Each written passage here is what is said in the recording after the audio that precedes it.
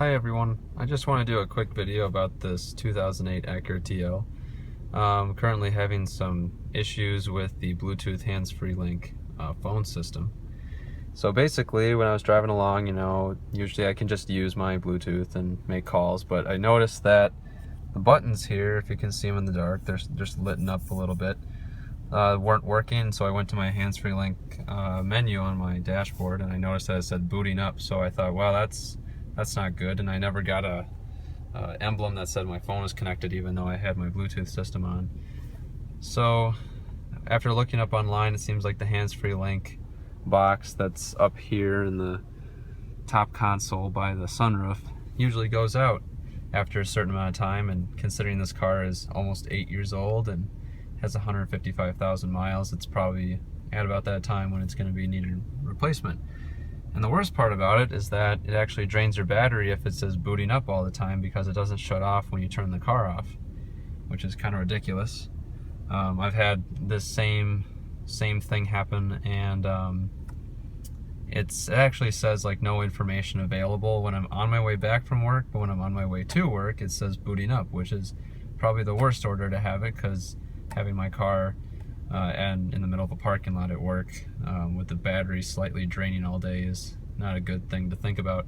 So I'm going to replace this thing up here, this HFL box, and that should be a piece of cake. I got a toolbox, and if you look up tutorials online, it's really not that hard to replace. So that's just a quick update about my Acura TL. I got a transmission fluid drain and refill system recently. Just 3 quarts out of the 9 quarts were replaced, and transmission shifts a little bit smoother, not entirely smooth, but it definitely upshifts with a little bump, but it's definitely smoother than it used to be. So I hope it keeps the transmission lasting a little bit longer if I hadn't done it, than if I hadn't done it.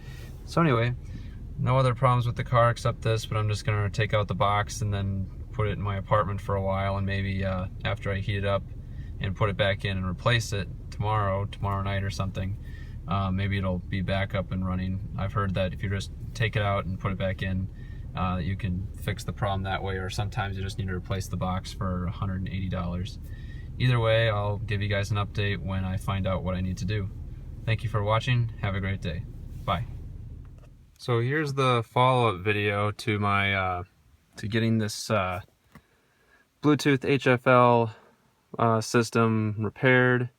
The HFL system kept saying booting up, and I know that's going to drain my battery, so I thought, well, I better replace this while I still have the chance.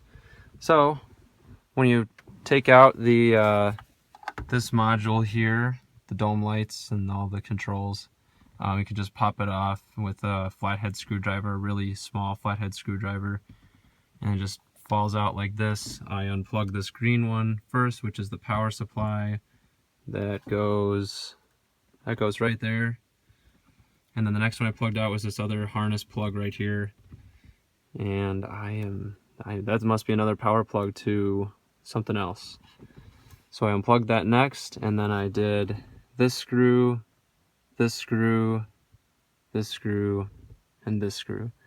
And when I first opened it up, I noticed that it was cracked on all of these a little bit, as you can see. And so I knew that this module had been replaced at least once before, prior to my ownership of the car. So I know that this problem has been a recurring issue, because who else would take off those screws if there wasn't a problem with the HFL box, which is underneath this thing. So if your system says booting up and you need to know if your battery's being drained, and you get in your car after 8 hours and you feel the top of this right by your rearview mirror and it's warm, you're gonna know that it's been sucking up battery, trying to boot up while your car's been off. So you can check that. So I'm gonna put this back up here. I just simply unplugged the HFL box. I didn't have the tools to actually unscrew the HFL box, and I thought it'd be such a pain already to take off this whole plastic ring here, considering that these screws were they go in and they don't get progressively tighter as you screw. They just stop. So somebody before didn't know when to stop turning his wrist, and cracked the thing all the way around. He didn't learn the first time. It took him 4 times. So I'm not going to replace the box again, because I think if I do that, I'm going to rip out one of these screws, or it's not going to screw in. I'm going to crack the ring, and then I'm going to have to buy a whole new assembly. And until I buy an assembly like an HFL box with this ring, I'm not going to take it out again. I'll just live without Bluetooth for a little while. So that's my well, this little tutorial on how to replace it. You know, you just crack off this with a little flathead screwdriver that fits up right here, falls down like this. Unplug this green plug from right here, then unplug that one from there, and then unscrew that bolt, that, and that one there. So there's 4. Then this whole ring pops off, and then the HFL box is right underneath here. And that has its own harness that you can unplug if you don't want to replace the box for $180. And then I'm just going to put it back together here without the HFL box plugged in, and I think I'll be a happy guy for a little while before I buy the box replacement. So hope you enjoyed this video, and I'll keep you updated on any issues or problems that occur in the meantime while I'm driving this car. Thanks. Bye.